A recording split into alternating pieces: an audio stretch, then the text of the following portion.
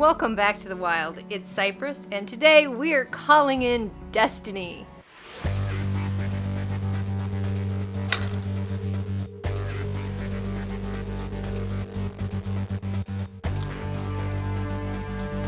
Actually, this ritual is very experimental for me. I'm doing something I have not tried before. I'll be sending energy outward.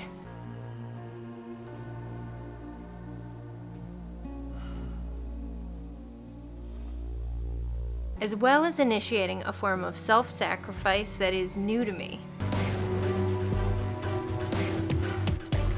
I know! Who knew I hadn't tried them all? So stay tuned to watch me dabble in things I have absolutely no experience with. Now, at its core, this ritual is a meditation, and you could certainly approach it simply as that. But I'm adding in the smoke and candles because if it's worth doing, it's worth doing theatrically. As we get into the actual spell work, the text of the incantation will be available both in the description box and the subtitles if you activate those. And as always, timestamps are available below.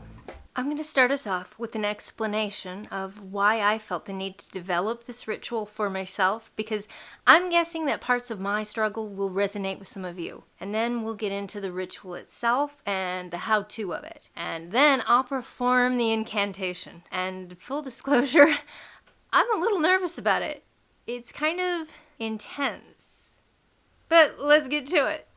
If you've been following along on my journey, you know that I've had extreme difficulty making anything work in my life, especially in the sense of getting into alignment with my soul's purpose. I do feel like I know who and what I am, but I can't seem to find the right path or track that will actually let me function properly. Almost like I imagine a mail sorting machine would feel if every envelope that came through it had no address on it.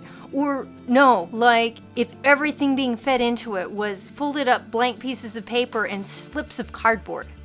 I wasn't designed for this! Surely, a big part of the problem for me is that I arrived into this world in an environment that immediately and consistently affirmed to me that everything I was worthy of rejection and unwelcome in this world. Yay, toxic childhoods! So that worthlessness was imprinted deep into my psyche. It's not that I don't believe that I have value. It's that I believe my value doesn't count here. Like, ever. And so from the very start, I set about making compromises to myself and to my life goals based on what I learned was valued here. I drank that fucking Kool-Aid way too early. As a result, fulfilling my life's real purpose has been difficult. No, impossible. Because I've been doing my darndest to fulfill it within the parameters that I was offered. Spoiler alert, those parameters were all brick walls.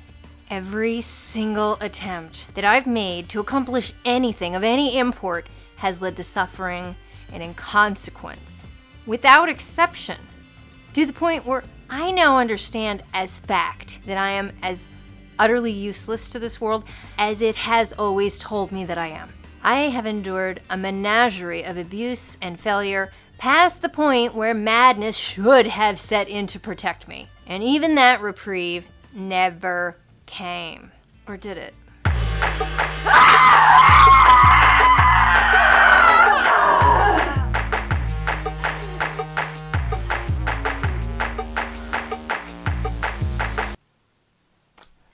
So, it is time to try a new approach. Instead of trying to set my own goals or achieve anything, I will offer myself on the altar of the fates.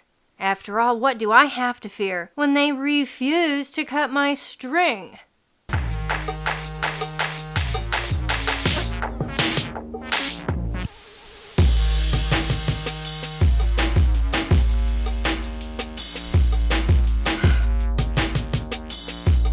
I feel I have been yanked around, buffeted by fate all my life. And for the first time, I'm gonna turn around and directly face into the void and willingly throw myself in. Ah! Yes, we're pretending I haven't already spent the last 15 years of my existence drowning in that void. So, I'm gonna give up all active efforts to improve myself, to accomplish, and leave it to the universe to prod me herself. If she chooses to direct me, I'll follow. But I'm done trying to figure it out in a vapid echo chamber.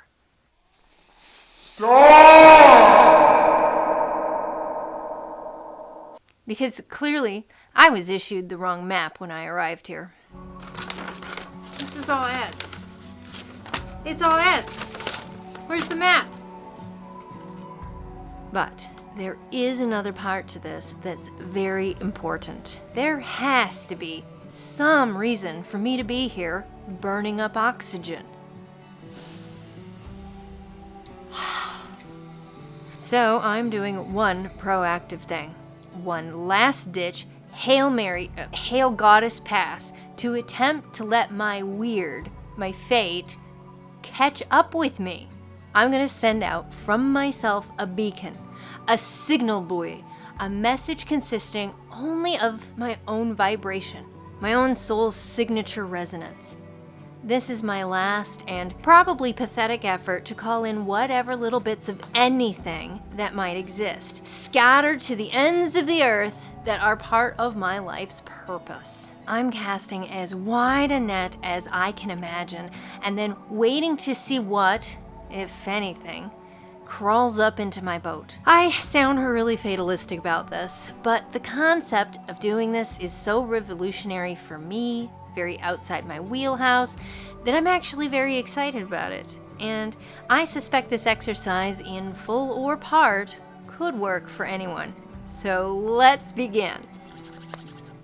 As you prepare, set aside enough time. Don't rush. The internal exploration can take a while. Of course, before you begin, you'll want to assemble your tools. First, you'll need a mirror or some image that represents your higher self to you. A wand to set the circle. Circle round, circle sacred, keep my soul safe while naked. And incense to purify the space. Candles we'll want for ambiance only. We're not actually using a ritual candle this time because we ourselves will basically be the candle. And you could be like me and elect, optionally, to incorporate a body-sized pentagram as an altar to lay your soul on. Go big or go home, right? When it's time to begin, call on any deity or spirit guide you choose. I'm paring it down here because the focus is on self, and I don't want to muddy the signal with an entire pantheon. Goddess Mother, Great Creatrix, guide my soul through the matrix. Now meditate on your realest, highest self. I like a regular mirror to keep me focused so that I can scry into it until my flesh seems to melt back and show me other versions of myself. Focus on that part of you that is your purest, most original self, separating it from ego, your needs, wants, hurts, damage. Find that Newman of unpolluted real self. Now, as you probably know, anything could come up here. Whether you change course to deal with it or put a pin in it and stay on task will depend on your personality and the situation. Once you have a solid hold on that elemental self, take that seed of you and amplify it. That image, the feeling, the sense of that highest, purest self until you are, well, full of yourself.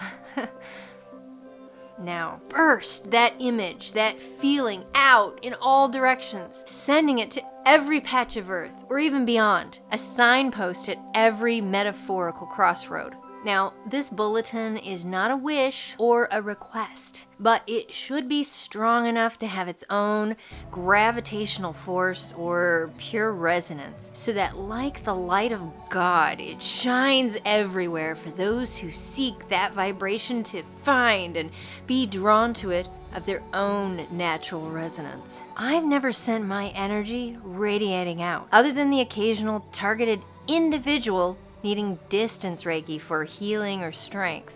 As I've mentioned in previous videos, I do not like human radiation, and I'm not advocating that. If I'm doing this right, I am sending out no emotion. Just a raw, almost skeletal sense of self. DNA of the soul. A golden, glowing stick figure. A spiritual homunculus.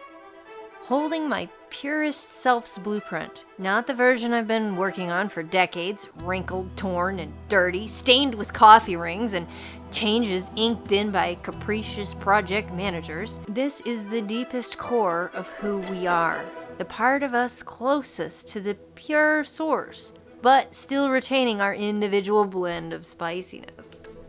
If I am doing this right, I am radiating the vibration, the signature of my higher self, to every tiny recess of the globe, so that anything in this world that is in alignment with me, with my energy, my purpose, my soul work, can feel their own vibration grow, and through this process, the things, the elements, the people, the resources that are meant for the same or similar purposes can attract and find each other. And part of why I am sending out this beacon so far and so wide is because I know from decades of searching already, any things that match my own vibration are so few and far between that they seem to utterly not exist. For good or ill, I have an unfathomable rarity in energy, in purpose. And to find that which aligns with my purpose necessitates casting the widest net I can. I call upon the fates. I call upon my Wyrd. I offer up my life.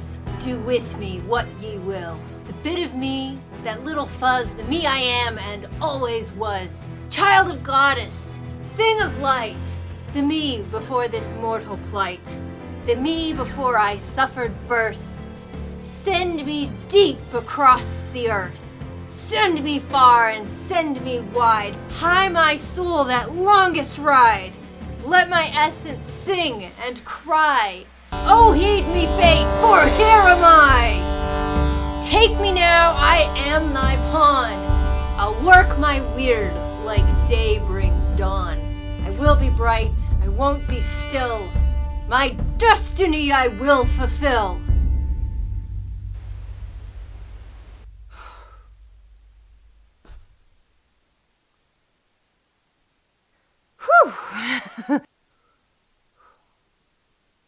And that's my ritual for calling in destiny. Of course, don't forget to close the circle with gratitude. Goddess Mother, great creatrix, thanks for helping with the Matrix. Did anything resonate with you? Are there parts of this that you want to try for yourself? I wish you luck in finding your own path of destiny. Heck, I wish me luck. We'll have to see what comes of this. On that note, thanks for watching. I'll see you in the next video, and until then, keep it wild to work your Wyrd.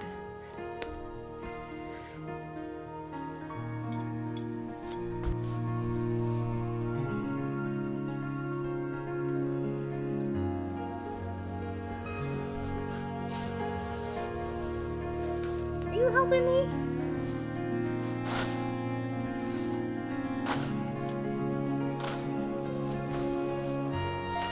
I just put in a fresh battery. Why are you blinking? I literally just put in a fresh battery. Kool-Aid way to her. Vehicles. Fucking cars. Vehicles! Stop! Or at least go get mufflers. A signpost at every metaphor. Oops. Unfathomably rare. Unfathomable. For good or ill, I have. Oh, fuck. Not helping. That's not helping. Don't get burned. Don't get burned.